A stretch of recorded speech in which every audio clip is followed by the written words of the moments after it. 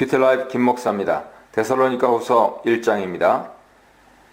묵상 포인트는 고난 중에 성장한 성도들의 믿음과 사랑, 환난을 거치는 성도들의 삶의 앞에 있는 하나님의 공의로우심, 미리 고난당하신 예수님의 영광에 대해 묵상해 보시기 바랍니다.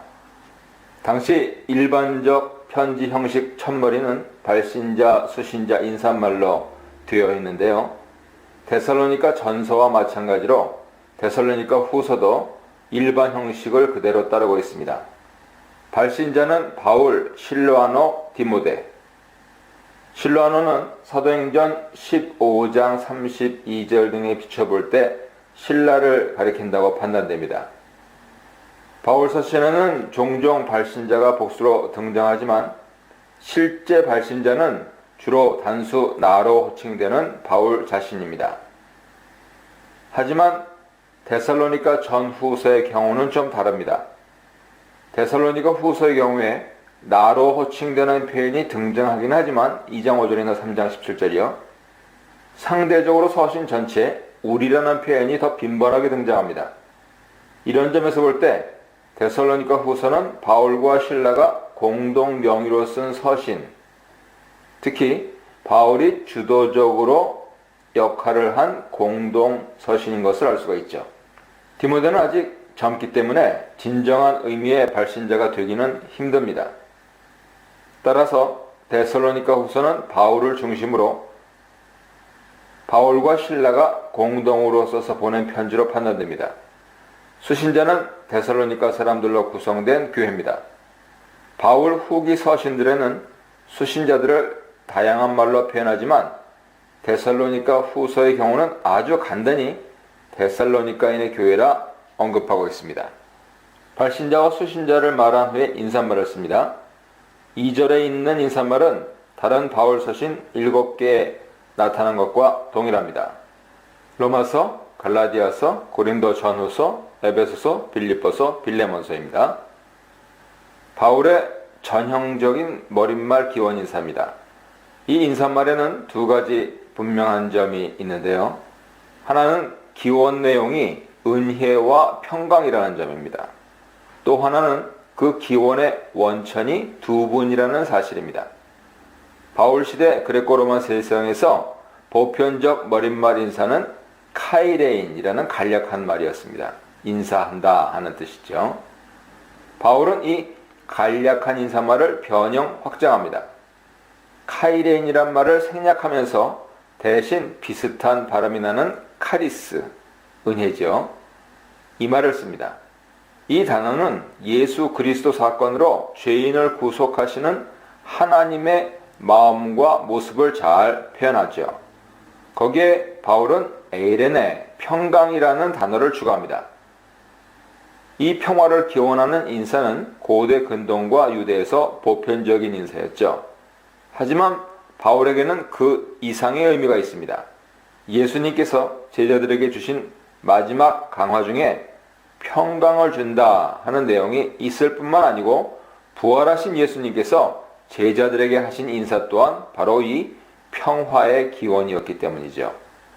바울은 은혜와 평화를 기원함으로써 새 언약 백성에게 줄 수 있는 최고의 인사말을 건넵니다.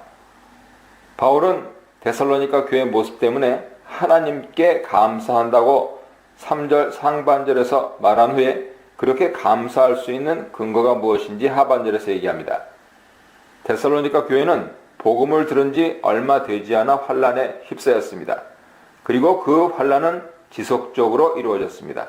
그럼에도 불구하고 데살로니가 교회는 큰 흔들림 없이 나아가고 있습니다. 바울은 이런 그들의 모습에 하나님께 감사 기도를 드림이 마땅하다고 말합니다. 특별히 교회의 믿음과 사랑이 풍성해진 모습에 초점을 맞추고 있습니다. 바울 일행은 데살로니가 전서에서 교회의 믿음과 사랑과 소망에 감사했고요. 믿음과 사랑이 더욱 풍성해지기를 간구하며 기도했습니다. 그런데 이제 후서를 쓸 때 그런 기도가 이루어지고 있음을 주목하며 감사하고 있습니다. 너희의 믿음이 더욱 자라고 너희가 다 각기 서로 사랑함이 풍성함이니라는 말은 바울의 이전 기도대로 이루어져 있음을 확인하는 말입니다. 바울 일행은 데살로니가 교회의 이런 모습을 다른 교회들에게 자랑한다고 말합니다. 바울 일행은 5절에서 지속되는 환란이 데살로니가 교회에 어떤 의미가 있는지 설명합니다. 이런 환란과 핍박이 지속되는 것은 데살로니가 교회가 잘못되었다는 표시가 아닙니다. 오히려 교회가 하나님 앞에서 인정되어가는 긍정적인 표시입니다. 그래서 먼저 이는 하나님의 공의로운 심판의 표라는 점을 지적합니다. 그리고 이어 환난 받는 것이 교회의 어떤 의미인지를 서술합니다. 그것은 데살로니가 교회가 하나님 나라로 합당한 자로 여김받는 하나의 과정입니다.